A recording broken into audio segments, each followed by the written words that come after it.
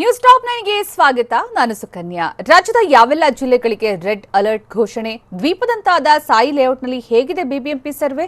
ಬೆಂಗಳೂರಿನ ಮಳೆ ಅವಾಂತರಕ್ಕೆ ಸಿದ್ದರಾಮಯ್ಯ ಗರಂ ಆಗಿದ್ದು ಹೇಗೆ? ಇದೆಲ್ಲವನ್ನ ನೋಡೋಣ ನ್ಯೂಸ್ ಟಾಪ್ 9ನಲ್ಲಿ. ರಾಜ್ಯದ ಎಷ್ಟು ಜಿಲ್ಲೆಗಳಿಗೆ ರೆಡ್ ಅಲರ್ಟ್ ಘೋಷಣೆ ಮಾಡಿದ್ದಾರೆ? ದ್ವೀಪದಂತಾಗಿರೋ ಸಾಯಿ ಲೇಔಟ್ನಲ್ಲಿ ಬಿಬಿಎಂಪಿ ಸರ್ವೆ ಹೇಗಿದೆ? ಸೇತುವೆಗಳು ಮುಳುಗಡೆಯಾಗಿ ಎಲ್ಲೆಲ್ಲಿ ಸಂಪರ್ಕ ಕಡಿತವಾಗಿದೆ? ನೋಡೋಣ ಮಹಾಮಳೆ ನ್ಯೂಸ್ ಟಾಪ್ 9ನಲ್ಲಿ. ರಾಜ್ಯ ಹವಾಮಾನ ಇಲಾಖೆಯಿಂದ ಶಾಕಿಂಗ್ ಸುದ್ದಿ ನೀಡಿದ್ದು, ಬೆಂಗಳೂರು ಕರಾವಳಿ ಮಲೆನಾಡು ಭಾಗದ ಜನ ಎಚ್ಚರಿಕೆಯಿಂದ ಇರಬೇಕಾಗಿದೆ. ರಾಜ್ಯದ ಕರಾವಳಿ ಭಾಗದಲ್ಲಿ ಇನ್ನೂ 5 ದಿನ ಮಳೆಯಾಗುವ ಸಾಧ್ಯತೆ ಇದೆ. ಈ ಬಗ್ಗೆ ರಾಜ್ಯ ಹವಾಮಾನ ಇಲಾಖೆ ಮಾಹಿತಿ ನೀಡಿದೆ. ಉತ್ತರ ಕನ್ನಡ, ದಕ್ಷಿಣ ಕನ್ನಡ, ದಾವಣಗೆರೆ, ಚಿಕ್ಕಮಗಳೂರು, ಉಡುಪಿ, ಶಿವಮೊಗ್ಗ ಜಿಲ್ಲೆಯಲ್ಲಿ ರೆಡ್ ಅಲರ್ಟ್ ಘೋಷಣೆ ಮಾಡಿದ್ದು, ಹಾಸನ, ಕೊಡಗು ಜಿಲ್ಲೆಯಲ್ಲಿ ಆರೆಂಜ್ ಅಲರ್ಟ್ ನೀಡಿದ್ದಾರೆ. ಒಟ್ಟು 16 ಜಿಲ್ಲೆಗಳಲ್ಲಿ ಯೆಲ್ಲೋ ಅಲರ್ಟ್ ಘೋಷಿಸಿದ್ದಾರೆ.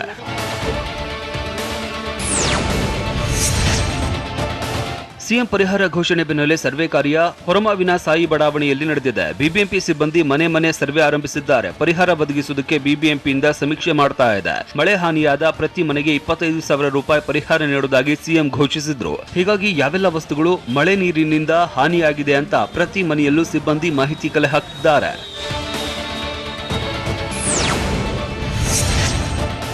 ಮಹಾಮಳೆಗೆ ಬೆಂಗಳೂರಿನ ಹೊರಮಾವು ಬಳಿಯ ಸಾಯಿ ಲೇಔಟ್ ದ್ವೀಪದಂತಾಗಿದೆ. ಊಟ, ಕುಡಿಯುವ ನೀರಿಗಾಗಿ ಸಂತ್ರಸ್ತರು ಪರದಾಡ್ತಾ ಇದ್ದಾರೆ. ಹೀಗಾಗಿ ಸಾಯಿ ಲೇಔಟ್ನಲ್ಲಿ ಇಸ್ಕಾನ್ನಿಂದ ಊಟದ ವ್ಯವಸ್ಥೆ ಮಾಡಲಾಗಿದೆ. ಟೊಮೆಟೊ ಬಾತ್, ಬಿಸಿಬೇಳೆ ಬಾತ್ ವಿತರಣೆ ಮಾಡಿದ್ದಾರೆ.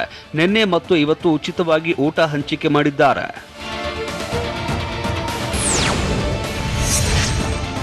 ದಾವಣಗೆರೆಯಲ್ಲಿ ಮಳೆ ಆರ್ಭಟಕ್ಕೆ ರಸ್ತೆಯಲ್ಲಿ ನೀರು ನದಿಯಂತೆ ಹರಿತಾ ಇದೆ. ಹೀಗಾಗಿ ಹೊನ್ನಾಳಿ ತಾಲೂಕಿನಲ್ಲಿ ನಾಗರಿಕರ ಬದುಕೆ ಅಧ್ವಾನವಾಗಿದೆ.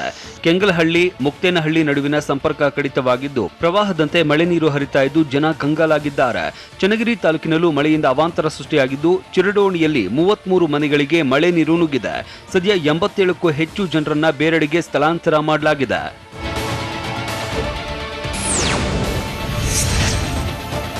ಬಾಗಲಕೋಟೆ ಜಿಲ್ಲೆಯಲ್ಲಿ 3 ದಿನದಿಂದ ನಿರಂತರವಾಗಿ ಮಳೆ ಸುರಿತಾ ಇದ್ದು, ಮುಧೋಳದ ಯಡಹಳ್ಳಿ ಬಳಿ ಹಳ್ಳ ತುಂಬಿ ಹರಿತಾ ಇದೆ.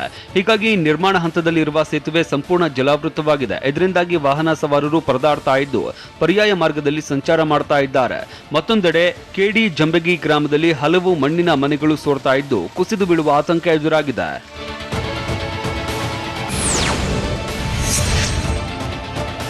ಬಾಗಲಕೋಟೆ ಜಿಲ್ಲೆಯಲ್ಲಿ ನಿರಂತರ ಮಳೆಯಿಂದಾಗಿ ಡವಳೇಶ್ವರ ಸೇತುವೆ ಮುಳುಗಡೆಯಾಗಿದೆ. ರಬಕವಿ ಬನಹಟ್ಟಿ ತಾಲೂಕಿನ ಡವಳೇಶ್ವರ ಗ್ರಾಮದ ಸೇತುವೆ ಮೇಲೆ 2 ಅಡಿಯಷ್ಟು ನೀರು ಹರಿತಾ ಇದೆ. ಡವಳೇಶ್ವರ ಗ್ರಾಮದಿಂದ ಬೆಳಗಾವಿ ಜಿಲ್ಲೆ ಮೂಡಲಗಿ ತಾಲೂಕಿನ ಡವಳೇಶ್ವರಕ್ಕೆ ಸಂಪರ್ಕ ಕಲ್ಪಿಸುವ ರಸ್ತೆಯ ಸೇತುವೆ ಮುಳುಗಡೆಯಾಗಿ ಸಂಚಾರ ಸ್ಥಗಿತವಾಗಿದೆ.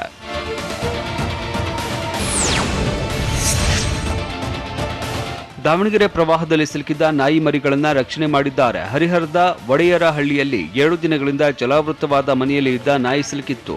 ಹೀಗಾಗಿ ಡ್ಯಾಂ ಹಿನ್ನೀರಿನಲ್ಲಿ ಸಿಲುಕಿದ್ದ ನಾಯಿ ಮರಿಗಳು ಹಾಗೂ ತಾಯಿ ನಾಯಿಯನ್ನ TV9 ಜೊತೆ ತೆಪ್ಪದಲ್ಲಿ ಬಂದು ಸ್ಥಳೀಯರು ರಕ್ಷಿಸಿದ್ದಾರೆ. ಮೀನುಗಾರ ಕಿಟ್ಟಪ್ಪ ಎನ್ನುವವರು ನಾಯಿ ಮರಿಗಳನ್ನ ರೆಸ್ಕ್ಯೂ ಮಾಡಿದ್ದಾರೆ. ಬೆಂಗಳೂರಿನಲ್ಲಿ ರಣಮಳೆ ಸಾಕಷ್ಟು ಅವಾಂತರ ಸೃಷ್ಟಿಸಿದ್ದು, ಸರ್ಕಾರದ ವಿರುದ್ಧ ವಿಪಕ್ಷ ನಾಯಕ ಸಿದ್ದರಾಮಯ್ಯ ಕಿಡಿಕಾರಿದ್ದಾರೆ.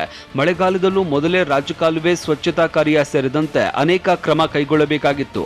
ಆದರೆ ಆಗ ಸರ್ಕಾರ ಮಲಗಿತ್ತು ಅಂತ ಸಿದ್ದರಾಮಯ್ಯ ಆಕ್ರೋಶ ಹೊರಹಾಕಿದ್ದಾರೆ. ಅಲ್ಲದೆ ಅನೇಕ ಕಡೆ ರಾಜಕಾಲುವೆ ಮೇಲೆ ಮನೆ ನಿರ್ಮಾಣವಾಗಿದ್ದು, ಹಾನಿಗೊಳಗಾದ ಎಲ್ಲಾ ಮನೆಗಳಿಗೂ ಪರಿಹಾರಕ್ಕೆ ಕಲಬುರಗಿಯಲ್ಲಿ ಸಿದ್ದರಾಮಯ್ಯ ಆಗ್ರಹಿಸಿದ್ದಾರೆ.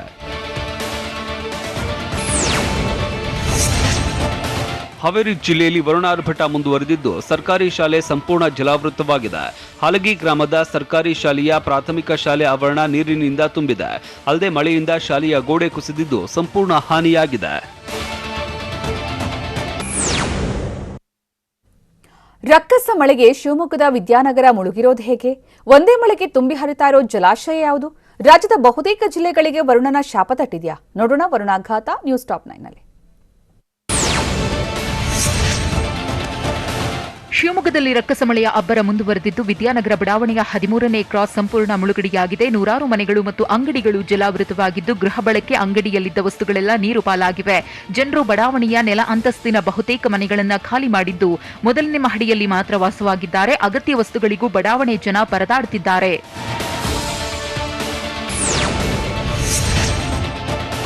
ಶಿವಮೊಗ್ಗದಲ್ಲಿ ಸ್ವಲ್ಪ ಸಮಯ ಬಿಡುವು ಕೊಟ್ಟಿದ್ದ ಮಳೆ ಮತ್ತೆ ಅಬ್ಬರಿಸ್ತಾ ಇದ್ದು ರಸ್ತೆಗಳೆಲ್ಲ ನದಿಯಂತಾಗಿವೆ. ವಿದ್ಯಾನಗರದ ರಸ್ತೆಗಳ ಮೇಲೆ 2-3 ಅಡಿ ನೀರು ನಿಂತಿದ್ದು ವಿದ್ಯಾನಗರದಲ್ಲಿ 2ನೇ ದಿನವೂ ಜನ ಪರದಾಡ್ತಿದ್ದಾರೆ.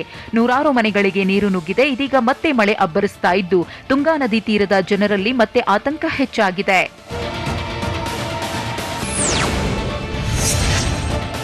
ಶಿವಮೊಗ್ಗ ನಗರದಲ್ಲಿ ಮಳೆ ಅವಾಂತರ ಮುಂದುವರೆದಿದ್ದು ಫ್ರಿಡ್ಜ್, ಟಿವಿ ಸೇರಿದಂತೆ ಗೃಹ ಬಳಕೆಯ ವಸ್ತುಗಳೆಲ್ಲ ನೀರು ಪಾಲಾಗಿವೆ. ತುಂಗಾ ಚಾನೆಲ್ ಬಳಿ ಇರುವ ವೆಂಕಟೇಶ ನಗರ ಬಡಾವಣೆಯ ನೂರಾರು ಮನೆಗಳಿಗೆ ನೀರು ನುಗ್ಗಿದ್ದು ಮಳೆ ಹೊಡೆತಕ್ಕೆ ಬಡಾವಣೆ ನಿವಾಸಿಗಳೆಲ್ಲ ಕಂಗಾಲಾಗಿದ್ದಾರೆ. ರಾತ್ರಿ ಇಡೀ ಜಾಗರಣೆ ಮಾಡಿದ ಜನ ಬೆಳಿಗ್ಗೆ ಮನೆಯಲ್ಲಿ ತುಂಬಿದ ಕೆಸರನ್ನ ಸ್ವಚ್ಛಗೊಳಿಸಿದ್ದಾರೆ.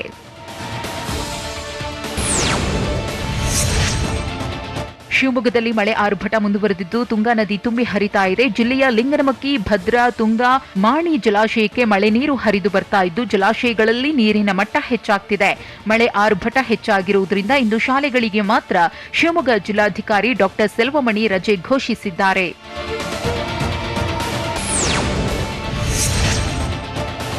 ಹಾವೇರಿಯಲ್ಲಿ ಮಳೆಯ ಅಬ್ಬರ ಜೋರಾಗಿದ್ದು ಮನೆಗಳಿಗೆ ನೀರು ನುಗ್ಗಿದೆ. ಹಾವೇರಿ ತಾಲೂಕಿನ ಹಂದಿಗನೂರು ಗ್ರಾಮದಲ್ಲಿ ಮನೆಗಳು ಜಲಾವೃತವಾಗಿವೆ.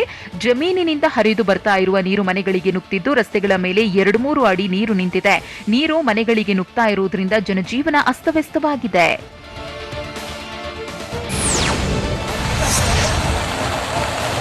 ಗದಗ ಜಿಲ್ಲೆಯಲ್ಲಿ ಮಳೆ ಆರ್ಭಟ ಮುಂದುವರೆದಿದ್ದು ಶಿರಹಟ್ಟಿ ತಾಲೂಕಿನ ಬಾಲೆಹೊಸೂರು ಗ್ರಾಮದ ರಸ್ತೆಗಳು ಕೆರೆಯಂತಾಗಿವೆ. ದಿಂಗಾಲೇಶ್ವರ ಮಠಕ್ಕೂ ನೀರು ನುಗ್ಗಿದ್ದು ಮಠದ ಅಂಗಳ ಜಲಾವೃತವಾಗಿದೆ. ಅಡಿಕೆ, ಬಾಳೆ, ರೇಷ್ಮೆ ತೋಟಗಳು ಸಂಪೂರ್ಣ ಜಲಾವೃತವಾಗಿವೆ. ಧಾರಾಕಾರ ಮಳೆಗೆ ಅಪಾರ ಪ್ರಮಾಣದ ಬೆಳೆ ಹಾನಿಯಾಗಿ ರೈತರು ಕಂಗಾಲಾಗಿದ್ದಾರೆ.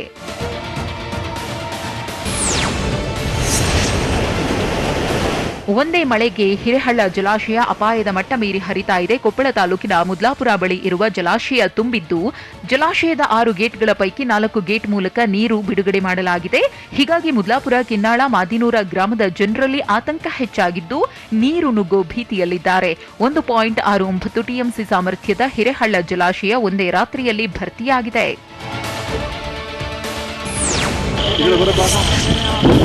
ಗದಗ ಜಿಲ್ಲೆಯಲ್ಲಿ ರಾತ್ರಿ ಇಡೀ ಮಳೆ ಸುರಿದಿದ್ದು ಹಳ್ಳದಲ್ಲಿ ಸಿಲುಕಿದ್ದ 4ರನ್ನ ರಕ್ಷಿಸಲಾಗಿದೆ. ಲಕ್ಷ್ಮೇಶ್ವರ ತಾಲೂಕಿನ ನೆಲಗಲ್ ಗ್ರಾಮದ ಬಳಿ ಹಳ್ಳ ತುಂಬಿ ಹರಿತಾ ಇದೆ. ಹಳ್ಳ ದಾಟುವಾಗ ಕಾರು ಸಮೇತ 4ರು ನೀರಿನಲ್ಲಿ ಸಿಲುಕಿದ್ರು. ಕೊಚ್ಚಿ ಹೋಗ್ತಾ ಇದ್ದ 4 ಜನರನ್ನ ನೆಲಗಲ್ ಗ್ರಾಮಸ್ಥರು ಬಚಾವ್ ಮಾಡಿದ್ದಾರೆ. ಲಕ್ಷ್ಮೇಶ್ವರ ಸಿಪಿಐ ವಿಕಾಸ್ ಲಮಾಣಿಯವರ ನೇತೃತ್ವದಲ್ಲಿ ಕಾರ್ಯಾಚರಣೆ ನಡೆದಿದ್ದು ಹೆಬ್ಬಾಳ ಗ್ರಾಮದ ಚನ್ನವೀರಗೌಡ ಪಾಟೀಲ್, ಡಾಕ್ಟರ್ ಪ್ರಭು ಮನ್ಸೂರ್, ಬಸವನಗೌಡ ತೆಂಗಿನಮನಿ, ಕನಕವಾಡ ಗ್ರಾಮದ ವೀರೇಶ್ ಡಂಬಳ ಎಂಬುವರನ್ನ ರಕ್ಷಿಸಲಾಗಿದೆ.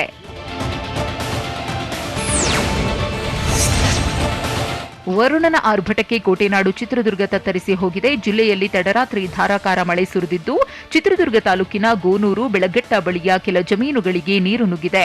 ಅಡಿಕೆ ತೋಟಗಳು ಕೆರೆಯಂತಾಗಿದ್ದು ಮಳೆ ನೀರು ನಿಂತ ಪರಿಣಾಮ ರೈತರು ಬೆಳೆ ಹಾನಿಯ ಭೀತಿಯಲ್ಲಿದ್ದಾರೆ.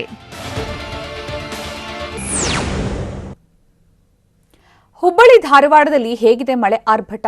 ತುಂಬಿ ಹರಿತಾ ಇರೋ ಹಳ್ಳದಿಂದ ಎಲ್ಲೆಲ್ಲಿ ಸಂಚಾರ ಸ್ಥಗಿತವಾಗಿದೆ? ಶಿಕ್ಷಣ ಸಚಿವ ತವರಲ್ಲಿ ನಡೆದ ಅವಘಡ ಏನು ನೋಡೋಣ. ರಣಾರ್ಭಟ ನ್ಯೂಸ್ ಟಾಪ್ 9ನಲ್ಲಿ. ಮಹಾಮಳೆಗೆ ನದಿ, ಹಳ್ಳ ಕೊಳ್ಳಗಳೆಲ್ಲ ತುಂಬಿ ಹರಿತಾ ಇದ್ದು ಸೇತುವೆ ಮುಳುಗಡೆಯಾಗಿ ಮುಂಡರಗಿ ಮತ್ತು ಬನ್ನಿಕೊಪ್ಪ ಗ್ರಾಮದ ಸಂಪರ್ಕ ಕಡಿತವಾಗಿದೆ. ಗದಗ ಜಿಲ್ಲೆ ಶಿರಹಟ್ಟಿ ತಾಲೂಕಿನ ಬನ್ನಿಕೊಪ್ಪ ಗ್ರಾಮದಿಂದ ಮುಂಡರಗಿ ಪಟ್ಟಣಕ್ಕೆ ಹೋಗುವ ಮಾರ್ಗ ಬಂದ್ ಮಾಡಲಾಗಿದೆ. ತುಂಬಿ ಹರಿತಾ ಇರುವ ಹಳ್ಳದಿಂದ ರಸ್ತೆ ಸಂಚಾರ ಸ್ಥಗಿತಗೊಂಡಿದ್ದು ಮುಂಡರಗಿ ಪಟ್ಟಣಕ್ಕೆ ಹೋಗಲು ಜನ ಪರದಾಡ್ತಿದ್ದಾರೆ. ಶಿವಾಜಿನಗರ ಮತ್ತು ವರವಿ ಗ್ರಾಮದ ಮಧ್ಯದ ಸಂಪರ್ಕ ಕೂಡ ಕಡಿತವಾಗಿದೆ.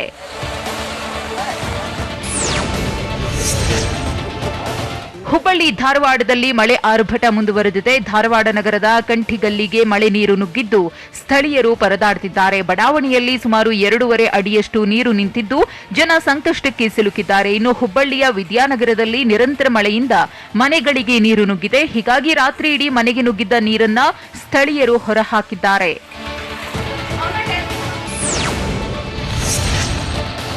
ಹುಬ್ಬಳ್ಳಿಯಲ್ಲಿ ಬೆಳಗ್ಗೆಯಿಂದ ಧಾರಾಕಾರ ಮಳೆ ಸುರಿದಿದೆ. ಹೀಗಾಗಿ ಹಳೆ ಹುಬ್ಬಳ್ಳಿಯ ಆನಂದನಗರದ ಉರ್ದು ಶಾಲೆಗೆ ನೀರು ನುಗ್ಗಿದೆ. ಶಾಲಾ ಆವರಣ ಸಂಪೂರ್ಣವಾಗಿ ಜಲಾವೃತವಾಗಿದ್ದು 2-3 ಅಡಿ ನೀರು ನಿಂತಿದೆ. ಈಗಾಗಲೇ ಧಾರವಾಡ ಜಿಲ್ಲೆಯಲ್ಲಿ ಇಂದು ಶಾಲಾ ಕಾಲೇಜಿಗೆ ರಜೆ ಘೋಷಣೆ ಮಾಡಿದ್ದು ಮಳೆ ನೀರಿನಲ್ಲಿ ವಿದ್ಯಾರ್ಥಿಗಳು ಪರದಾಡುವುದು ತಪ್ಪಿದೆ.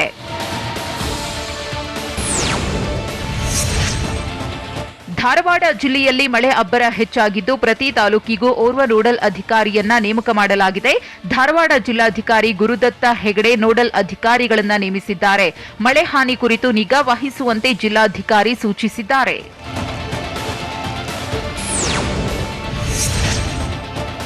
ನಿರಂತರವಾಗಿ ಸುರಿತಾ ಇರುವ ಮಳೆಯಿಂದಾಗಿ ಶಿಕ್ಷಣ ಸಚಿವ ಬಿಸಿ ನಾಗೇಶ್ ತವರು ಜಿಲ್ಲೆಯಲ್ಲಿ ಅದೃಷ್ಟವಶತ್ ಕೂದಲೆಳೆ ಅಂತರದಲ್ಲಿ ಭಾರೀ ದುರಂತ ತಪ್ಪಿದೆ.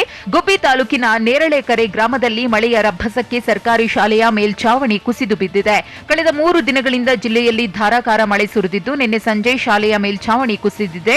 ಆಗಷ್ಟೇ ಶಾಲೆಯಿಂದ ಮಕ್ಕಳು ಹೊರಹೋಗಿದ್ದರಿಂದ ದೊಡ್ಡ ಅನಾಹುತ ತಪ್ಪಿದೆ. 50 ವರ್ಷಗಳ ಇತಿಹಾಸವನ್ನ ಹೊಂದಿರುವ ಶಾಲೆಯ ಅವ್ಯವಸ್ಥೆಗೆ ಗ್ರಾಮಸ್ಥರು ಆಕ್ರೋಶ ಹೊರಹಾಕಿದ್ದು ಮಕ್ಕಳನ್ನ ಶಾಲೆಗೆ ಕಳುಹಿಸಲು ಹಿಂದೇಟು ಹಾಕಿದ್ದಾರೆ.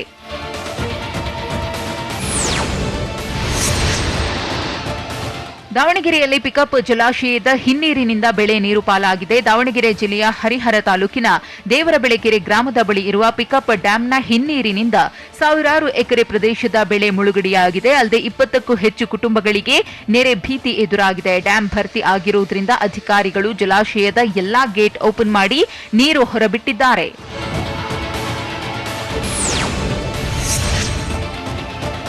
ದಾವಣಗೆರೆ ಜಿಲ್ಲೆಯಲ್ಲಿ ನಿರಂತರವಾಗಿ ಸುರಿತಾ ಇರುವ ಮಳೆಯಿಂದಾಗಿ ಜನಜೀವನ ಅಸ್ತವ್ಯಸ್ತವಾಗಿದೆ. ಹರಿಹರ ತಾಲೂಕಿನ ದೇವರಬೆಳಕೆರೆ ಗ್ರಾಮದ ಬಳಿ ಇರುವ ಪಿಕಪ್ ಡ್ಯಾಂನ ಹಿನ್ನೀರಿನಿಂದ ನೂರಾರು ಎಕರೆ ಪ್ರದೇಶದಲ್ಲಿನ ಬೆಳೆ ಜಲಸಮಾಧಿಯಾಗಿದೆ. ಸಂಪೂರ್ಣ ನೀರು ಆವರಿಸಿಕೊಂಡ ಹಿನ್ನೆಲೆಯಲ್ಲಿ ಭತ್ತದ ಗದ್ದೆ ಇರುವ ಪ್ರದೇಶದಲ್ಲಿ ಮೀನುಗಾರಿಕೆ ಆರಂಭಿಸಲಾಗಿದೆ. ತೋಟದ ಮನೆಯಲ್ಲಿರುವ ಜನರನ್ನ ನಿನ್ನೆ ರಾತ್ರಿಯೇ ಸುರಕ್ಷಿತ ಸ್ಥಳಗಳಿಗೆ ಸ್ಥಳಾಂತರಿಸಿದ್ದು ವರ್ಷದಲ್ಲಿ 2 ಬಾರಿ ಬೆಳೆ ನೀರು ಪಾಲಾಗ್ತಿರುವುದರಿಂದ ರೈತರು ಆಕ್ರೋಶ ಹೊರಹಾಕಿದ್ದಾರೆ.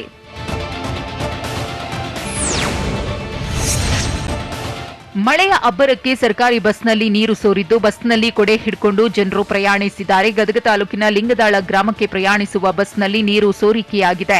ಹೀಗಾಗಿ ಸಾರಿಗೆ ಇಲಾಖೆ ನಿರ್ಲಕ್ಷ್ಯಕ್ಕೆ ಪ್ರಯಾಣಿಕರು ಗರಂ ಆಗಿದ್ದಾರೆ.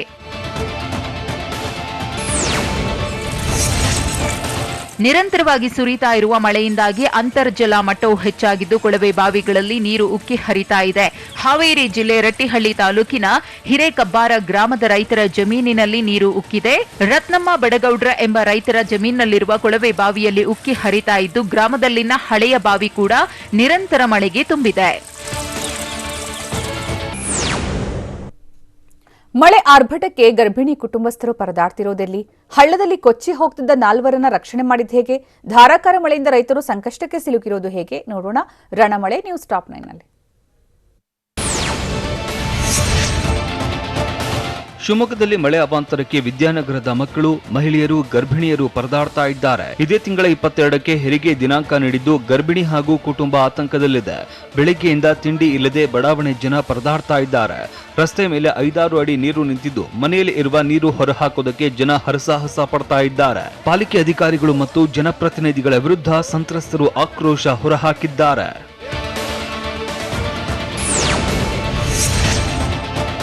ಧಾರವಾಡ ಜಿಲ್ಲೆಯ ಹಲವೆಡೆ ಧಾರಾಕಾರ ಮಳೆಯಾಗಿದ್ದು ಹಳ್ಳಗಳು ತುಂಬಿ ಹರಿತಾ ಇದೆ. ಉಕ್ಕಿ ಹರಿತಾ ಇರುವ ಹಳ್ಳದಲ್ಲಿ ರಸ್ತೆ ದಾಡ್ತಾ ಇದ್ದ 4 ನೀರಿನ ರಭಸಕ್ಕೆ ಕೊಚ್ಚಿ ಹೋಗಿದ್ದರು. ವಾಹನ ಸಮೇತ ಕೊಚ್ಚಿ ಹೋಗ್ತಾ ಇದ್ದವರನ್ನ ರಕ್ಷಣೆ ಮಾಡಲಾಗಿದೆ. ಕುಂದಗೋಳ ತಾಲೂಕಿನ ಸಂಶಿ ಚಾಕಲಬ್ಬಿ ಮಧ್ಯೆ ಘಟನೆ ನಡೆದಿದೆ. ವಾಹನ ಸಮೇತ ಹಳ್ಳದಲ್ಲಿ ಕೊಚ್ಚಿ ಹೋಗ್ತಾ ಇದ್ದವರು ಬಚಾವಾಗಿದ್ದಾರೆ.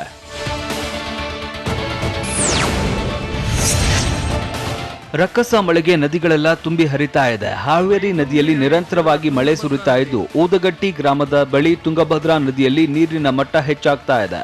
ಹೀಗಾಗಿ ಜಮೀನಿನಲ್ಲಿ ಇರುವ ಪಂಪ್ ಸೆಟ್ಗಳನ್ನ ಸುರಕ್ಷಿತ ಸ್ಥಳಕ್ಕೆ ತರೋದಕ್ಕೆ ರೈತರು ಹರಸಾಹಸ ಪಡ್ತಾ ಇದ್ದಾರೆ.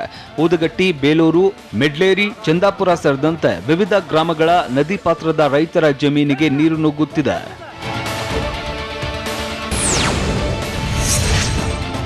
ಭಾರಿ ಮಳೆಗೆ ವಿಜಯಪುರ ಜಿಲ್ಲೆಯಲ್ಲಿ ಅಪಾರ ಪ್ರಮಾಣದ ಬೆಳೆ ನಾಶವಾಗಿದೆ. ವಿಜಯಪುರ ತಾಲೂಕಿನ ತಾಜಪುರ ಬಳಿ ಬಾಳೆ ತೋಟ ಜಲಾವೃತವಾಗಿದ್ದು ಬಾಳೆ ಹಾನಿಯಾಗಿರುವ ಆತಂಕ ಎದುರಾಗಿದೆ. ಮಲ್ಲಪ್ಪ ಬಿದರಿ ಎಂಬ ರೈತನಿಗೆ ಸೇರಿದ ಬಾಳೆ ತೋಟ ಜಲಾವೃತಗೊಂಡಿದೆ. ನಿನ್ನೆಯಿಂದ ಜಿಲ್ಲೆಯ ಹಲವೆಡೆ ನಿರಂತರವಾಗಿ ಮಳೆ ಸುರಿತಾ ಇದೆ.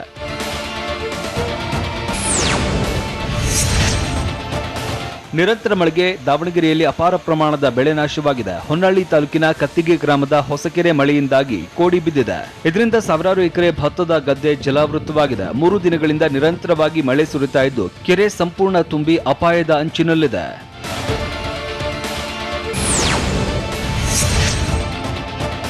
ಹಾಸನ ಜಿಲ್ಲೆಯಲ್ಲಿ ಮಹಾಮಳೆಯ ಆರ್ಭಟದಿಂದಾಗಿ ಮನೆ ಕುಸಿದು ಬಿದ್ದಿದೆ. ನಿನ್ನೆ ರಾತ್ರಿ ಸುರಿದ ಗಾಳಿ ಮಳೆಗೆ ಅವಾಂತರ ಸೃಷ್ಟಿಯಾಗಿದೆ. ಅದೃಷ್ಟವಶಾತ್ ಮನೆಯಲ್ಲಿ ಇದ್ದವರು ಅಪಾಯದಿಂದ ಪಾರಾಗಿದ್ದಾರೆ. ಹಾಸನ ಜಿಲ್ಲೆ ಅರಕಲಗೂಡು ತಾಲೂಕಿನ ಹೆಬ್ಬಾಲೆ ಕೊಪ್ಪಲು ಗ್ರಾಮದ ನಿವಾಸಿ ಸುರೇಶ್ ಎನ್ನುವವರಿಗೆ ಸೇರಿದ ಮನೆ ಕುಸಿದಿದೆ. ಸ್ಥಳಕ್ಕೆ ಹೆಬ್ಬಾಳೆ ಗ್ರಾಮ ಪಂಚಾಯಿತಿ ಅಧ್ಯಕ್ಷೆ ನೇತ್ರಾವತಿ ಹರೀಶ್ ಭೇಟಿ ನೀಡಿ ಪರಿಶೀಲನೆ ನಡೆಸಿದ್ದಾರೆ.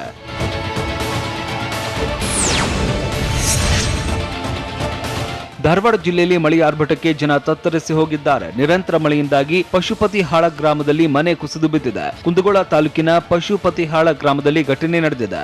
ಯಲ್ಲವ್ವ ಭೀಮಪ್ಪ ಡೊಳ್ಳಿನ ಎನ್ನುವವರ ಮನೆ ಕುಸಿದಿದ್ದು ಕುಟುಂಬಕ್ಕೆ ದಿಕ್ಕೇ ತೋಚದಂತಾಗಿದೆ.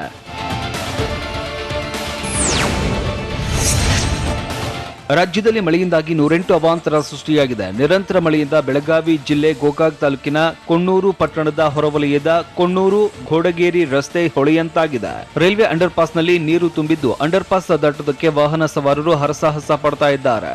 ಕಾಮಗಾರಿ ಹಂತದಲ್ಲಿರುವ ರೈಲ್ವೆ ಅಂಡರ್ ಪಾಸ್ ನಿರಂತರ ಮಳೆಯಿಂದಾಗಿ ಹೊಳೆಯಂತೆ ಕಾಣ್ತಾ ಇದೆ. ದಾವಣಗೆರೆ ಜಿಲ್ಲೆಯಲ್ಲಿ ವರುಣನ ಆರ್ಭಟಕ್ಕೆ ಬಹುತೇಕ ಕಡೆ ರಸ್ತೆ ಸಂಪರ್ಕ ಕಡಿತವಾಗಿದೆ.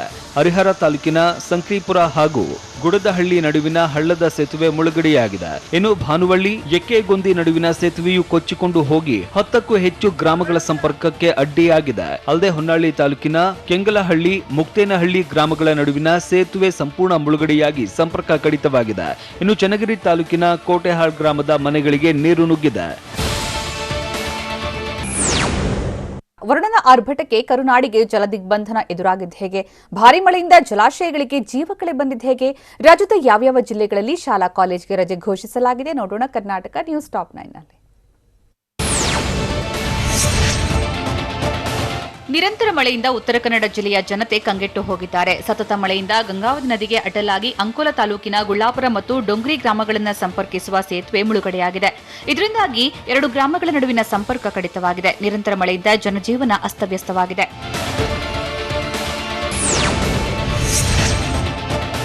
ಧಾರವಾಡದಲ್ಲಿ ಮಳೆ ಅಬ್ಬರ ಹೆಚ್ಚಾಗ್ತಾ ಇದ್ದು ಹಲವು ಮನೆಗಳಿಗೆ ಜಲ ದಿಗ್ಬಂಧನ ಎದುರಾಗಿದೆ. ನಗರದ ಹಾವೇರಿಪೇಟೆಯ ಶುಕ್ಲಾ ವಠಾರಕ್ಕೆ ಮಳೆ ನೀರು ನುಗ್ಗಿ 9 ಮನೆಗಳು ಜಲಾವೃತವಾಗಿವೆ. ಮನೆಯಲ್ಲಿ ಸುಮಾರು 2.5 ಅಡಿಯಷ್ಟು ನೀರು ನಿಂತಿದೆ. ಹೀಗಾಗಿ ಮನೆಯಿಂದ ಹೊರಬರಲಾಗದೆ ಸ್ಥಳೀಯರು ಪರದಾಡುತ್ತಿದ್ದಾರೆ.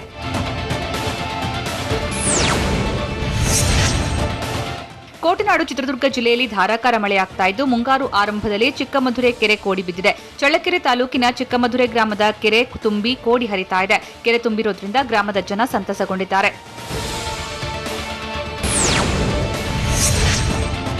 ಚಿಕ್ಕಮಗಳೂರಲ್ಲಿ ಹೊಸ ಕಾಂಕ್ರೀಟ್ ರಸ್ತೆಗೆ ಅಡ್ಡಲಾಗಿ ಹಾಕಿದ್ದ ಬೃಹತ್ ಬಂಡೆಗಳನ್ನು ಮಳೆಯಲ್ಲೇ ಜನ ತೆರವು ಮಾಡಿದ್ದಾರೆ. ಕಳಸ ತಾಲೂಕಿನ ಮಾವಿನಹೊಲ ಗ್ರಾಮದಲ್ಲಿ ಶಾಸಕ ಎಂಪಿ ಕುಮಾರಸ್ವಾಮಿಯೇ ಉದ್ಘಾಟನೆ ಮಾಡಬೇಕೆಂದು ರಸ್ತೆಗೆ ಬಂಡೆ ಬ್ಯಾರಿಕೇಡ್ಗಳನ್ನು ಹಾಕಿದ್ದರು. ಇದರಿಂದಾಗಿ ಮಾವಿನಹೊಲ ಮಣ್ಣಿನಪಾಲ್ ಕವನಹಳ್ಳ ಸಂಪರ್ಕ ಬಂದಾಗಿ 6 ಕಿಲೋಮೀಟರ್ ದೂರವನ್ನು 40 ಕಿಲೋಮೀಟರ್ ಸುತ್ತಿ ಬಳಸಿ ಸಂಚರಿಸಬೇಕಿತ್ತು.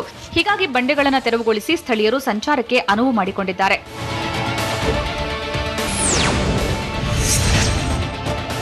ಹಾವೇರಿಯಲ್ಲಿ ನಿರಂತರ ಮಳೆಗೆ ಬೆಳೆಗಳು ನೀರುಪಾಲಾಗಿವೆ. ರಟ್ಟಿಹಳ್ಳಿ ತಾಲೂಕಿನ ಗುಡ್ಡದ ಮಾದಾಪುರ, ಅಣಜಿ ಗ್ರಾಮಗಳ ರೈತರ ಜಮೀನಿನಲ್ಲಿ ಬೆಳೆದಿದ್ದ ವೀಳ್ಯದೆಲೆ ನೀರುಪಾಲಾಗಿದೆ. 106 ಎಕರೆ ಜಮೀನಿನಲ್ಲಿ ನೀರು ನಿಂತು ಕೆರೆಯಂತಾಗಿದ್ದು ರೈತರು ಕಂಗಾಲಾಗಿದ್ದಾರೆ. ಇನ್ನು ಹಾವೇರಿ ತಾಲೂಕಿನ ಹಂದಿಗನೂರು, ಸವಣೂರು ತಾಲೂಕಿನ ಮನ್ನಂಗಿ ಗ್ರಾಮದ ಬಳಿ ಅಡಕೆ, ಹತ್ತಿ ಬೆಳೆಗಳು ನೀರುಪಾಲಾಗಿವೆ.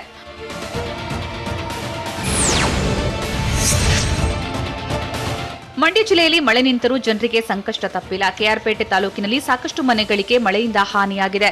ಬೆಟ್ಟದ ಹೊಸೂರು, ಆಲಂಬಾಡಿ ಕಾವಲು, ಬೂಕನಕೆರೆ, ಕಟ್ಟಹಳ್ಳಿ, ಸೋಮನಹಳ್ಳಿಯಲ್ಲಿ ಮನೆಗಳಿಗೆ ಹಾನಿಯಾಗಿದ್ದು ನಿನ್ನೆ ಹಾಗೂ ಮೊನ್ನೆ ಸುರಿದ ಮಳೆಗೆ ಶಿಥಿಲಗೊಂಡಿದ್ದ ಗೋಡೆ ಕುಸಿದಿದೆ. ಗೋಡೆ ಕುಸಿದು ಎಮ್ಮೆ, 2 ಕುರಿ ಮೃತಪಟ್ಟಿವೆ. ಮಳೆ ಹಾನಿ ಪ್ರದೇಶಗಳಿಗೆ ಕೆಆರ್ಪೇಟೆ ತಹಶೀಲ್ದಾರ್ ಭೇಟಿ ಕೊಟ್ಟು ಪರಿಶೀಲಿಸಿದ್ದಾರೆ.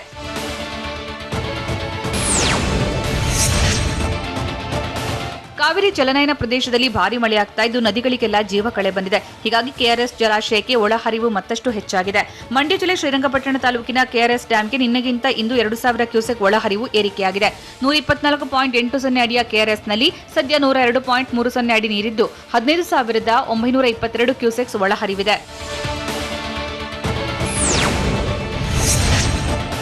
ಧಾರಾಕಾರ ಮಳೆಯಿಂದಾಗಿ ಹಾರಂಗಿ ಜಲಾಶಯಕ್ಕೆ ಒಳಹರಿವು ಹೆಚ್ಚಾಗಿದೆ. ಗರಿಷ್ಠ 2857 ಅಡಿ ಎತ್ತರದ ಹಾರಂಗಿ ಜಲಾಶಯದಲ್ಲಿ ಸದ್ಯ 2850.39 ಅಡಿ ನೀರು ಸಂಗ್ರಹವಾಗಿದೆ. ಜಲಾಶಯಕ್ಕೆ 2310 ಕ್ಯೂಸೆಕ್ ಒಳಹರಿವಿದ್ದು ಹೊರಹರಿವು 260 ಕ್ಯೂಸೆಕ್ ಇದೆ. ಕುಶಾಲನಗರ ತಾಲೂಕಿನ ಹಾರಂಗಿಯಲ್ಲಿರೋ ಜಲಾಶಯ ಭರ್ತಿಯಾಗಲು ಕೆಲವೇ ಅಡಿ ಬಾಕಿ ಇದ್ದು ರೈತರು ಸಂತಸಗೊಂಡಿದ್ದಾರೆ.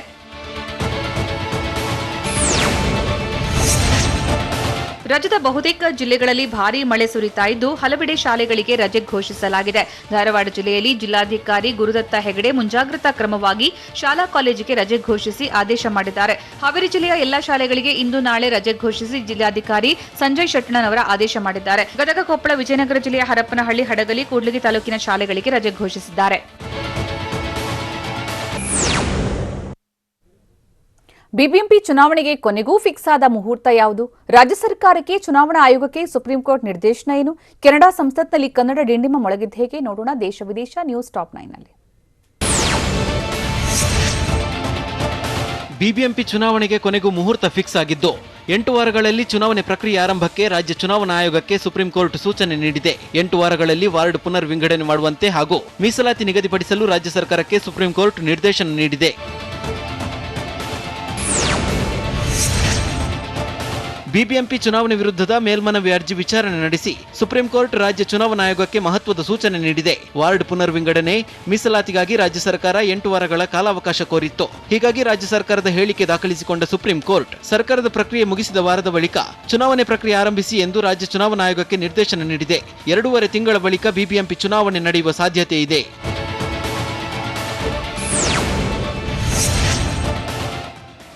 ಭಾರತದಲ್ಲಿ ಸದ್ಯದಲ್ಲೇ 5G ಸೇವೆ ಲಭ್ಯವಾಗಲಿದೆ. ಮದ್ರಾಸ್ ಐಐಟಿಯಲ್ಲಿ 5G ಕಾಲ್ ಪರೀಕ್ಷೆಯನ್ನು ಯಶಸ್ವಿಯಾಗಿ ನಡೆಸಲಾಗಿದೆ. ಕೇಂದ್ರದ ಐಟಿ ಮತ್ತು ಎಲೆಕ್ಟ್ರಾನಿಕ್ಸ್ ಸಚಿವ ಅಶ್ವಿನ್ ವೈಷ್ಣವ್ 5G ಕಾಲ್ ಪರೀಕ್ಷೆ ನಡೆಸಿದ್ರು.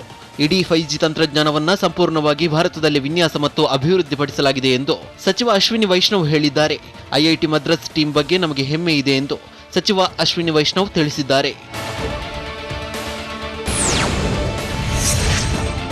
ಇಂಡೋನೇಷ್ಯಾ ದೇಶವು ತಾಳೆ ಎಣ್ಣೆ ರಫ್ತಿನ ಮೇಲೆ ವಿಧಿಸಿದ್ದ ನಿಷೇಧವನ್ನ ಮೇ 23ರಿಂದ ಹಿಂತೆಗೆದುಕೊಳ್ಳಲಾಗುವುದು ಎಂದು ಹೇಳಿದೆ. ಇಂಡೋನೇಷ್ಯಾ ಅಧ್ಯಕ್ಷ ಜೋಕೋ ವಿಡೋಡೋ ರಾಷ್ಟ್ರವನ್ನು ಉದ್ದೇಶಿಸಿ ಮಾಡಿದ ಭಾಷಣದಲ್ಲಿ ಈ ವಿಷಯ ತಿಳಿಸಿದ್ದಾರೆ. ಇದರಿಂದ ಭಾರತದಲ್ಲಿ ಅಡುಗೆ ಎಣ್ಣೆ ದರ ಇಳಿಕೆಯಾಗುವುದಕ್ಕೆ ವ್ಯಾಪಾರಿಗಳು ವಿಶ್ವಾಸ ವ್ಯಕ್ತಪಡಿಸಿದ್ದಾರೆ.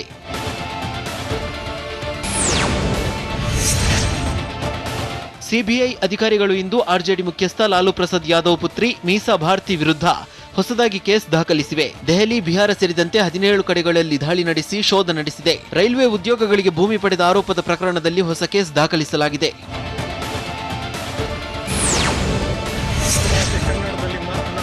ದೂರದ ಕೆನಡಾ ದೇಶದ ಪಾರ್ಲಿಮೆಂಟ್ನಲ್ಲಿ ಕನ್ನಡ ಡಿಂಡಿಮ ಮೊಳಗಿದೆ. ಕೆನಡಾದ ಸಂಸದ ಚಂದ್ರ ಆರ್ಯ ಕೆನಡಾ ಪಾರ್ಲಿಮೆಂಟ್ನಲ್ಲಿ ಕನ್ನಡದಲ್ಲಿ ಮಾತನಾಡಿ ಕೆನಡಾದಲ್ಲಿ ಕನ್ನಡದ ಕೀರ್ತಿ ಪತಾಕೆ ಹಾರಿಸಿದ್ದಾರೆ. ಕೆನಡಾ ಸಂಸತ್ ಸದಸ್ಯರಾಗಿ ಆಯ್ಕೆಯಾಗಿರೋ ಚಂದ್ರ ಆರ್ಯ ಕನ್ನಡದಲ್ಲೇ ಮಾತನಾಡಿದ್ದಾರೆ. ನನಗೆ ಸಂತೋಷವಾಗುತ್ತಿದೆ.